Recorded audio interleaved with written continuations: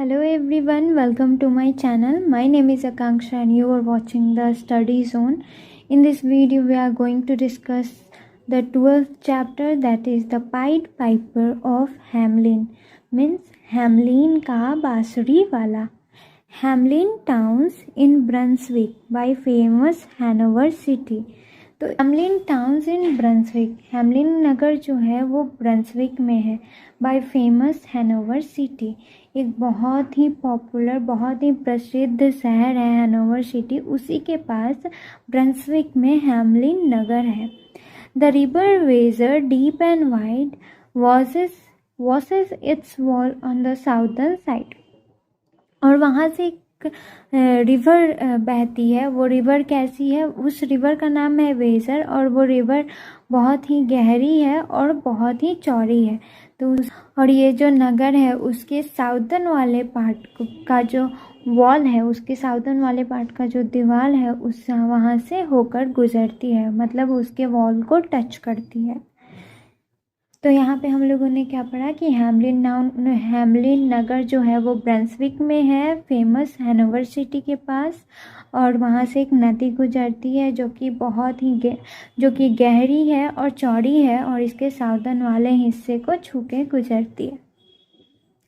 A pleasanter spot you never spied means saw means देखना. तो ये एक ऐसा सुखद नज़ारा है जो आपने पहले कभी नहीं देखा होगा. But when begins my ditty, यहाँ पे पोएट बोल रहे हैं कि लेकिन जहाँ पे मेरा एक छोटा सा सॉन्ग स्टार्ट होता है, पोएट बोलते हैं कि लेकिन मेरी डिटी यानी कि मेरा जो song, a short simple song, ditty means होता है अ शॉर्ट सिंपल सॉन्ग, एक छोटा सा साधारण सा गीत. तो पोएट बोलते हैं कि लेकिन मेरा जो सॉन्ग जहाँ पे स्टार्ट होता है ऑलमोस्ट 500 ईयर्स अगो, करीबन 500 साल पहले, to see the townsfolk suffer so from vermin was a pity. और यहाँ के जो निवासी थे, मतलब नगर में जो रहने वाले लोग थे, इस टाउन में जो रहने वाले लोग थे उनको टाउन्सफॉल बोलते हैं. तो वो यहाँ पे एक हानिकारक जानवर से पीड़ित थे, मतलब ये एक हानिकारक जानवर से परेशान थे और ये बहुत ही दुख की बात थी. वर्मिन का मतलब होता है हार्मफुल एनिमल्स, हेयर रैट्स. और यहाँ के जो इंसान थे, यहाँ के जो नगरवासी थे, वो रैट से परेशान थे. तो इस पूरे स्टैंजा में हम लोगों ने देखा कि हैमलिन सिटी के पास ब्रंसविक में एक टाउन है, वहाँ से एक नदी होकर गुजरती है जो कि बहुत ही गहरी है और चौड़ी है और इसके साउदर्न वाले हिस्से को छूती है. और ये एक ऐसा सुखद नज़ारा है जो आपने पहले कभी नहीं देखा होगा. लेकिन यहाँ पे पोएट बोलते हैं कि लेकिन जब मेरा एक छोटा सा गीत जहाँ पे स्टार्ट होता है करीबन 500 साल पहले, यहाँ के जो लोग थे वो एक हानिकारक जानवर जैसे कि चूहों से परेशान थे. तो यहाँ के जो लोग थे वो चूहों से बहुत परेशान थे और ये एक बहुत ही दुख की बात थी. तो फर्स्ट स्टैंजा में हम लोगों ने पढ़ा था कि यहाँ के जो लोग थे वो चूहों से बहुत ज़्यादा परेशान थे और यहाँ के जो चूहे थे वो बहुत ही ज़्यादा हार्मफुल थे. They fought the dogs and kill the cats. और ये चूहे क्या करते थे? कुत्तों से लड़ जाया करते थे और बिल्लियों को मार दिया करते थे. भाई बड़े खतरनाक चूहे थे. And bit the babies in the cradles. Cradles का मतलब होता है पालना. तो पालने में जो बच्चा सोया हुआ रहता था उसको काट लिया करते थे. And at the cheese out of the watts. अब वैट्स का मतलब क्या होता है? वैट्स का मतलब होता है स्टोरेज टैंक्स, मतलब जिसमें कोई सामान स्टोर किया जाए, रखा जाए. तो वैट्स में जो चीज़ रखे हुए होते थे वो भी खा लिया करते थे. And licked the soup from the cooks own ladles. Ladles का मतलब होता है serving spoon with long handles. तो जो कुक्स के मतलब जो खाने बनाने वाले होते थे उनके जो चमचे नहीं होती हैं, लंबे हैंडल वाले जो चम्मच होते थे, उसमें जो सूप रहते थे वो भी चाट जाया करते थे. लिक का मतलब होता है चाटना. Split open the cakes of salted sprats. Cakes का मतलब होता है barrels.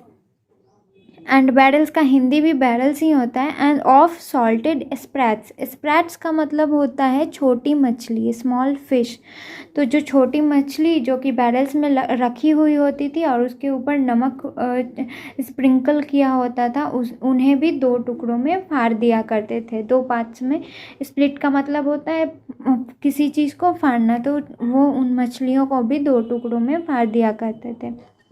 Made nests inside main Sunday hats, और जैसे किसी इंसान का हैट नहीं होता ये टोपी जैसा, तो लोगों के जो टोपी होती थी, लोगों की जो हैट्स होती थी, उसमें वो अपने घोंसले बनाया करते थे, मतलब वो उसी में रहते थे। And even spoiled the women's chat, और यही नहीं कि वो सिर्फ लोगों के हैट्स में रहते थे, वो क्या करते थे, औरतों की जो गपशप होती है, बातें होती है, उसे भी बिगाड़ दिया करते थे। अब ये औरतों की बातों को कैसे बिगाड़ा करते होंगे? बाय ड्राउनिंग देयर स्पीकिंग, अपनी आवाज़ में उन लोगों की आवाज़ को दबा देते थे। तो औरतें जब बात किया करती थी तो चूहे ज़ोर ज़ोर से चिल्लाने लगते थे, ताकि और औरतों को एक दूसरे की आवाज़ सुनाई नहीं देती थी। With shrieking and squeaking, shrieking और स्क्वीकिंग का मतलब होता है चीखना, चिल्लाना। तो चीख चीख के, चिल्ला चिल्ला के, अब चूहे कैसे चिल्लाते थे? इन 50 डिफरेंट साफ्स एंड फ्लैट्स। साफ्स का मतलब होता है high pitched sound and flats का मतलब होता है लो पिच्ड साउंड। तो वो 50 अलग अलग तरह के हाई पिच और लो पिच साउंड में चिल्लाते थे, और जो औरतें होती थी उनके चैट को बिगाड़ देते थे।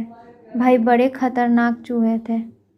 इस स्टैंजा में हम लोगों ने ये पढ़ा कि वहाँ के जो चूहे होते थे वो कुत्तों से लड़ जाया करते थे, बिल्लियों को मार दिया करते थे, और पालने में जो बच्चे सोए हुए रहते थे उन्हें काट लेते थे, और स्टोरेज टैंक्स में जो चीज़ रखे हुए होते थे वो भी खा जाते थे, और कुक्स के जो स्पून्स होते हैं जिनसे वो खाना बनाते हैं उसमें से सूप चाट जाया करते थे। उसके बाद जो छोटी छोटी मछली पे सॉल्ट स्प्रिंकल करके रखे हुए होते थे बैरल्स में, उन्हें भी 2 पार्ट्स में डिवाइड कर देते थे, फाड़ देते थे। और वो अपना घोंसला कहाँ बनाते थे? लोगों के हैट्स में, उनके टोपियों में। एंड और वो क्या करते थे, औरतों की जो चैट्स होती हैं वो भी ख़राब किया कर देते थे, मतलब उन लोगों के गपशप को ख़राब किया कर देते थे उनकी आवाज़ को दबा के। One day the town folk flock to the town hall, और एक दिन क्या हुआ, लोग इतने ज़्यादा परेशान हो चुके थे कि एक दिन सब लोग भीड़ इकट्ठा करके कहाँ गए? टाउन हॉल में गए। नगर का एक बड़ा सा हॉल रहता है जहाँ पे मीटिंग वीटिंग ये सारी चीज़ें होती हैं, तो वहाँ पे हॉल में गए। दिल्ड to the mayor to urgent look for some means to rid the town of rats. फिर उन्होंने वहाँ का जो मेयर था उससे अपील की, उससे प्रार्थना की कि जल्दी से जल्दी इस नगर को चूहों से छुटकारा दिलाने का कोई साधन निकाले, कोई व्यवस्था करे। Suddenly a strange looking man, tall thin, wearing a long red and yellow coat, appeared in the doorway। और फिर अचानक क्या होता है, एक बहुत ही अलग सा, अजीब सा दिखने वाला इंसान आता है। कैसा रहता है वो आदमी? लंबा रहता है, पतला रहता है, और उसने एक लंबा सा रेड और येलो कलर का कोट पहना हुआ रहता है। वो डोरवे के पास आ जाता है, दरवाजे के पास आ जाता है। He told the mayor he could read the entire town of rats for the peace of 1,000 guilders। The mayor agreed gladly। और वो इंसान क्या बोलता है? वो मेयर से बोलता है कि वो पूरे नगर को चूहों से छुटकारा दिला सकता है अगर उसे 1,000 गिल्डर्स दिए जाए, 1,000 गिल्डर्स दिए। गिल्डर्स का मतलब होता है the former unit of money in the Netherlands. Netherland में पहले जो मनी का जो यूनिट यूज़ किया जाता था ना, वो होता था। तो वो जो इंसान आता है, स्ट्रेंज लुकिंग मैन, वो बोलता है कि अगर आप मुझे 1,000 गिल्डर्स देंगे तो मैं पूरे नगर को चूहों से छुटकारा दिला दूंगा। तो मेयर जो होता है वो आसानी से मान जाता है। Into the street the piper stepped, smiling first a little smile। और पाइपर जो होता है वो गली में कदम रखता है। एक मुस्कुराहट के साथ पाइपर गली में कदम रखता है। As if he knew what magic slept in his quiet pipe the while। जैसे कि वो जानता हो कि उसकी बांसुरी का जो जादू है, उसकी बांसुरी में जो जादू है जो कि इतने दिनों से सोया हुआ था, वो आज बाहर निकलने वाला है। Then like a music adept to blow the pipe, his lips he wrinkled। और फिर वो क्या करता है, एक म्यूज़िक के विशेषज्ञ की तरह, एक म्यूज़िक के जानकार की तरह, कि उसको म्यूज़िक का बहुत सारा नॉलेज है, वो म्यूज़िक को बहुत अच्छे से जानता है, वो अपने होठों को सिकुड़ाता है बांसुरी को बजाने के लिए। रिंकल्ड का मतलब होता है सिकुड़ना या फिर झुर्रियाँ। तो अपने होठों को सिकुड़ाता है। And green and blue his sharp eyes twinkle like a candle flame where salt is sprinkle. और उसकी जो हरी नीली आँखें होती हैं वो ऐसे चमकती हैं मानो कि जैसे मोमबत्ती पर, जलते हुए मोमबत्ती पर किसी ने सॉल्ट छिड़क दिया हो, नमक छिड़क दिया हो। तो उसकी हरी नीली आँखें कैसे चमकती हैं, मानो किसी कैंडल पे सॉल्ट छिड़का गया हो वैसे। तो इस स्टेंजा में पोएट ये कहना चाह रहे हैं कि पाइपर जो है वो गली में आता है और एक मुस्कुराहट के साथ आता है, जैसे कि वो जान रहा हो कि इतने दिनों से उसके बांसुरी में जो मैजिक है, जो जादू है, जो सोया हुआ है, वो आज निकलने वाला है। और फिर एक म्यूज़िक के जानकार की तरह वो अपने होठों को सिकुड़ाता है उस बांसुरी को बजाने के लिए। और उसकी जो हरी नीली आँखें हैं वो ऐसे चमकती हैं मानो कि किसी कैंडल पे, किसी जलते हुए कैंडल पे किसी ने नमक छिड़क दिया हो। And ere three shrill note the pipe uttered, you heard as if an army muttered। और जैसे ही, इससे पहले कि वो 3 नोट बजाता, मतलब इससे पहले कि वो बांसुरी से 3 नोट बजाता, उससे 3 सुरीले स्वर निकलते, you heard as if an army muttered. और वैसे ही उसके पहले ही एक आर्मी के बुदबुदाहट की आवाज़ सुनाई देने लगती है। मटर्ड का मतलब होता है धीरे धीरे से कहना। तो जैसे ही वो 3 नोट बजाता है वैसे ही एक बड़ी सी सेना की बुदबुदाने की आवाज़ सुनाई दे देती है। And the muttering grew to a grumbling. और ये मटरिंग जो था, ये बुदबुदाने की आवाज़ जो है वो ग्रम्बलिंग में बदल जाती है और भी बड़े से नॉइज़ में बदल जाती है और तेज़ होने लगती है। And the grumbling grew to a mighty rumbling. और रम्बलिंग होती है वो और भी गहरे नॉइज़ में, हल्ले में बदल जाती है। तो जैसे ही ये नोट बजाता है वैसे ही एक आर्मी के बुदबुदाने की आवाज़ आती है, आवाज़ थोड़ी और बढ़ जाती है और ये जो ग्रम्बलिंग थी और रम्बलिंग हो जाती है, यानी कि वहाँ से और भी गहरी नॉइज़ आने लगती है और भी गहरा साउंड आने लगता है। And out of the house the rats came tumbling. और फिर क्या होता है, जैसे ही आवाज़ बढ़ जाती है हम लोग देखते हैं कि घरों के बाहर से जो चूहे होते हैं वो टूटना, मतलब ढह पड़ते हैं, घरों के बाहर से निकल जाते हैं, निकलने लगते हैं। ग्रेट, और चूहे कैसे कैसे रहते हैं, ग्रेट रैट्स, स्मॉल रैट्स, लीन रैट्स, ब्राउनी रैट्स, बड़े चूहे, छोटे चूहे, पतले चूहे, मोटे चूहे, brown rats, black rats, grey rats, tawny rats. तो हर कलर के चूहे थे वहाँ पे। ग्रे थे, स्लेटी कलर के थे, टाउनी थे यानी कि गहरे पीले कलर के चूहे थे, ग्रेव थे, थोड़े डार्क कलर के थे, ब्लैक कलर के थे, बहुत तरह के चूहे थे। ग्रेव ओल्ड प्लॉडर्स, ये यंग फ्रीकर्स। तो यहाँ पे प्लॉडर्स का मतलब है कि जो धीरे धीरे चलने वाले चूहे भी थे, और फ्रिकर्स का मतलब जो कूद कूद के जो एंजॉय करते हुए जो यंग चूहे थे वैसे चूहे भी थे। तो इसमें इस स्टैंजा में पोएट ये बताते हैं कि जैसे ही वो 3 नोट बजाता है वैसे ही उसे एक आर्मी के बुदबुदाने की आवाज़ आती है और ये नॉइज़ धीरे धीरे बढ़ने लगती है। और फिर क्या होता है, फिर देखते हैं कि घरों के बाहर से चूहे जो है वो पूरे टूट पड़ते हैं, निकलने लगते हैं, बाहर आने लगते हैं। और इसमें अलग अलग तरह के चूहे रहते हैं, मोटे, छोटे, पतले, ब्राउन कलर के, ब्लैक कलर के, ग्रे, टाउनी, हर तरह के चूहे रहते हैं। कुछ धीरे धीरे चलने वाले रहते हैं, कुछ कूद कूद के चलने वाले रहते हैं। तो यहाँ से सारे चूहे निकलने लगते हैं। Fathers, mothers, uncle, cousins, cocking tails and pricking whiskers, families by tens and dozens, brothers, sisters, husbands and wife।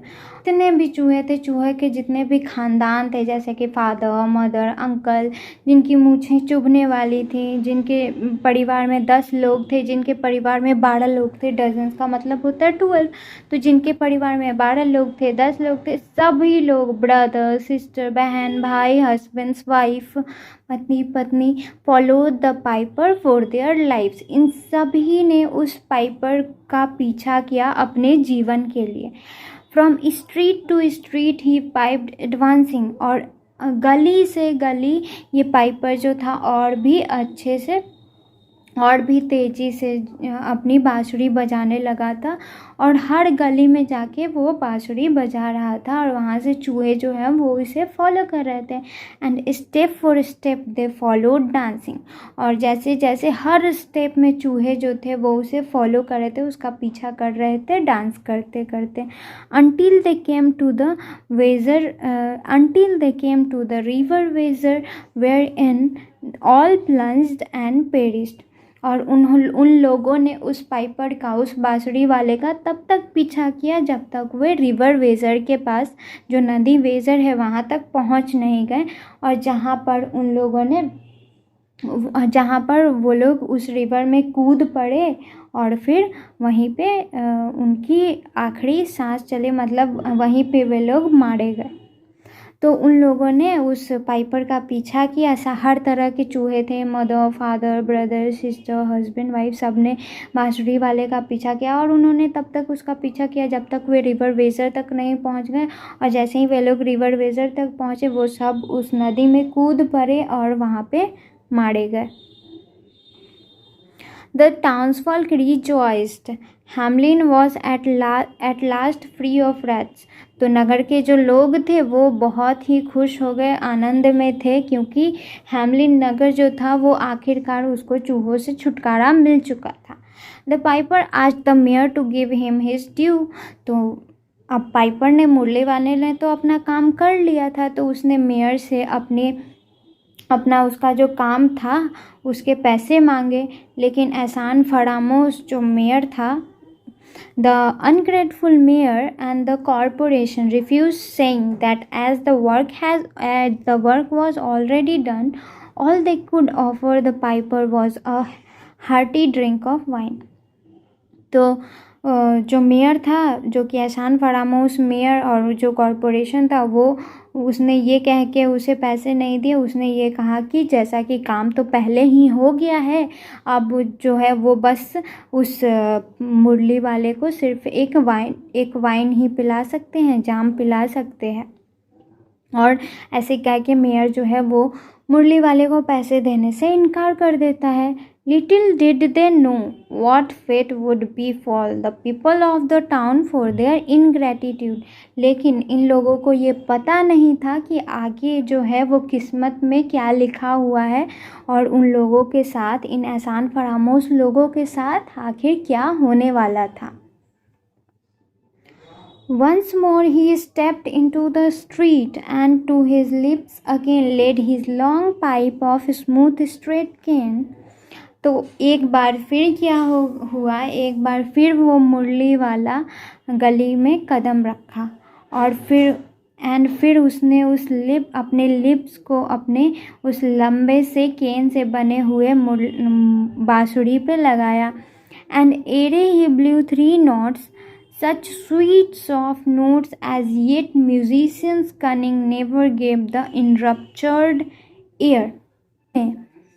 जो बांसुरी वाला था उसने इतना सुरीला, इतना अच्छा मनमोहक ट्यून बजाया, इतना मनमोहक बांसुरी बजाया, जो कि पहले किसी ने भी नहीं बजाया होगा, जिसने हवा को मंत्र मुग्ध कर दिया। मतलब वो इतना सॉफ्ट, इतना सुरीला साउंड था। There was a rustling that seemed like a bustling, There was a rustling that seemed like a bustling. फिर क्या होता है, फिर एक गड़गड़ाहट की आवाज़ सुनाई देती है, मानो कि सब लोग एक दूसरे, बहुत ही हैवी मूवमेंट, बस्टलिंग का मतलब होता है बिजी मूवमेंट, लग रहा हो कि एक झुंड में कोई आ रहा हो, वैसे किसी के आने की आवाज़ सुनाई देती है। Of merry crowds justling at pitching and hustling. और ये क्या थी, एक बड़ा सा झुंड था लोग, और जो कि चीखते चिल्लाते हुए एक दूसरे को धक्का देते हुए जो कि आ रहे थे।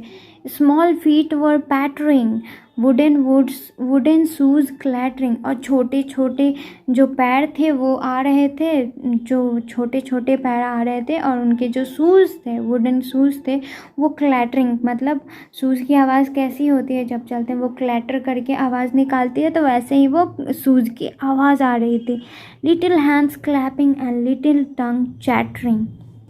और छोटे छोटे जो हाथ थे वो क्लैपिंग कर रहे थे, ताली बजा रहे थे, और छोटे छोटे टंग से बात करने की आवाज़ आ रही थी। And like fowls in a farmyard when barley is scattering out came the children running. और जैसे कि फार्म में, किसी खेत में बार्ली को छिड़का जाता है, अनाज छिड़का जाता है ताकि बर्ड्स वहाँ पे आएँ और उनको फंसा लिया जाए, वैसे ही इस बांसुरी की आवाज़ से बच्चे बाहर आ रहे थे। All the little boys and girls with rosy cheeks and flaxen curls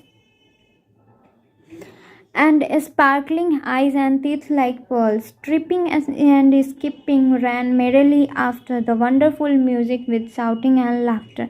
और हर तरह के लड़के और लड़कियां, छोटे छोटे बच्चे आ रहे थे, लड़के लड़कियां, किसी रोजी चिक्स वाले या फिर जिसके पीले पीले कर्ली बाल हो, वो बच्चे सारे, हर तरह के बच्चे थे, जिनके आँखों में चमक थी, जिसके दांत चमक रहे थे, जिसके दांत मोती के जैसे चमक रहे थे, वो सब बहुत ही खुशी के साथ एंजॉय करते हुए, कूदते फांदते हुए उस म्यूज़िक के पीछे चल पड़े थे, चिल्लाते हुए, हंसते हुए उस म्यूज़िक के पीछे बस चल दिए थे। तो इसमें हम लोगों ने क्या देखा कि मेयर जो है वो मना कर देता है पैसे देने से, और वो बहुत ही आसान फरामोश होता है, और वो बस जो बांसुरी वाला होता है उसको बस वाइन ऑफ़र करता है। तो लेकिन उन लोगों को ये पता नहीं था कि ये बांसुरी वाला और भी बहुत कुछ कर सकता था। अब पता नहीं उनकी किस्मत में क्या लिखा हुआ था जो उन्होंने ऐसा किया। तो फिर क्या हुआ, उस बांसुरी वाले ने एक बार फिर स्ट्रीट में कदम रखा, और फिर उसने अपनी वो बांसुरी बजानी स्टार्ट की। और जैसे ही उसने 3 नोट्स बजाए वैसे ही, और वे इतने सॉफ्ट नोट्स थे जिससे कोई भी मंत्र मुग्ध हो जाता। तो जैसे ही वो बजाते हैं वैसे ही भीड़ के आने की आवाज़ सुनाई देती है, बहुत छोटे छोटे कदमों के चलने की आवाज़, फिर शूज़ के क्लैटर करने की आवाज़, छोटे छोटे हाथों के क्लैप करने की आवाज़ सुनाई देती है, मानो कोई बहुत ही बड़ी मात्रा में झुंड में बातें कर रहा हो, वैसी आवाज़ें सुनाई देने लगती है। और छोटे छोटे बच्चे जो होते हैं वो ऐसे आ जाते हैं उस बांसुरी की आवाज़ के पीछे, मानो जब चिड़िया को फंसाने के लिए जाल में किसी खेत में अनाज के दाने बिछाए जाते हैं, वैसे ये बच्चे उस म्यूज़िक के पीछे भाग पड़ते हैं। All the little boys and girls, सारे छोटे बच्चे और बच्चियां उनके पीछे चले जाते हैं, और जिनके गुलाबी गाल हैं, जिनके पीले कलर के कर्ल्स हैं बालों में, जिनके गुलाबी गाल हैं, जिनके पीले बाल हैं, हर तरह के बच्चे वहाँ पे जाते हैं, जिनकी आंखें चमक रही हैं, जिनके दांत मोतियों के जैसे चमक रहे हैं, हर तरह के बच्चे जो है वो म्यूज़िक के पीछे भाग जाते हैं, दौड़ते हुए, उछलते कूदते हुए, खुशी से उस म्यूज़िक के पीछे हंसते हुए चले जाते हैं। The piper led the dancing children to the high Koppelberg hill. तो जो पाइपर था, जो मुरली वाला था, वो बच्चों को, जो बच्चे नाचते हुए आ रहे थे उसके पीछे उनको कहाँ लेके जाता है, उनको एक ऊंचे कॉपेलबर्ग हिल के पास लेके जाता है। A huge cavern open in the hillside and the children followed the piper into the cavern. और वहाँ पे क्या होता है, एक बड़ा सा क्या गुफा जैसा खुला हुआ रहता है हिल के पास। तो वो बच्चे जो हैं वो पाइपर जो है बच्चों को उसी में ले जाता है, never to be seen again. और उस वहाँ पे जाने के बाद वो बच्चे दोबारा कभी देखे नहीं जाते हैं। In the last 4 lines, the poet addresses Willie, the child he has written the poem। और नीचे के जो 4 लाइन दिए हुए हैं, इसमें पोएट ने उस बच्चे को एड्रेस किया है, उस बच्चे का जिक्र किया है जिसके बारे में ये पोएम लिखी गई है। So Willie, let me and you be vipers। तो vipers of scores out with all men, especially pipers, means those who give back to people whatever we owe to them। तो यहाँ पे पोएट जो है वो विली का जिक्र करते हैं और उसको बोलते हैं कि विली, मैं और तुम, हम लोग स्पेशली पाइपर्स को, जो मुरली वाले होते हैं, उनको वो चीज़ ज़रूर पे बैक करेंगे जिसका हमने उनसे वादा किया हो। स्पेशली पाइपर्स को, अगर हमने किसी को कुछ देने का वादा किया है तो हम उन्हें ज़रूर देंगे। And whether they pipe us free from rats और from mice, if we have promise them aught, let us keep our promise. तो यहाँ पे पोएट बोलते हैं कि चाहे उन्होंने हमें चूहों से छुटकारा दिलाया हो या ना दिलाया हो, हमने उन्हें जो कुछ भी प्रॉमिस किया है, चाहे कुछ भी प्रॉमिस किया है, हमें अपना प्रॉमिस रखना होगा। हम वो अपना प्रॉमिस हर हाल में पूरा करेंगे। तो यहाँ पे क्या होता है, पाइपर बच्चों को डांस कराते हुए, जो डांस करते हुए बच्चे होते हैं उनको कोपरबेल हिल में लेके जाता है और हिल साइड में वो बच्चे उस मुरली वाले को फॉलो करते हैं और फॉलो करके उसके पास चले जाते हैं और वो बच्चे कभी दिखाई नहीं देते हैं। और लास्ट 4 लाइन्स में पोएट विली को एड्रेस करते हैं, विली को बताते हैं कि विली और पोएट जिस किसी से भी अगर उन्होंने कुछ वादा किया है तो वो उस वादे को ज़रूर पूरा करेंगे, स्पेशली पाइपर्स को, मुरली वाले को। और चाहे इन पाइपर ने उन्हें किसी चीज़ से फ्री कराया हो या फिर ना कराया हो, वो हर हाल में जो प्रॉमिस किया है वो अपने प्रॉमिस को ज़रूर पूरा करेंगे। तो ये पोएम जो था वो रॉबर्ट ब्राउनिंग के द्वारा लिखा गया था। If you like this video, then give it a big fat thumbs up, subscribe to my channel and also press the bell icon so that you get notified whenever I upload a video. Thanks for watching. Jai Hind, Jai Bharat।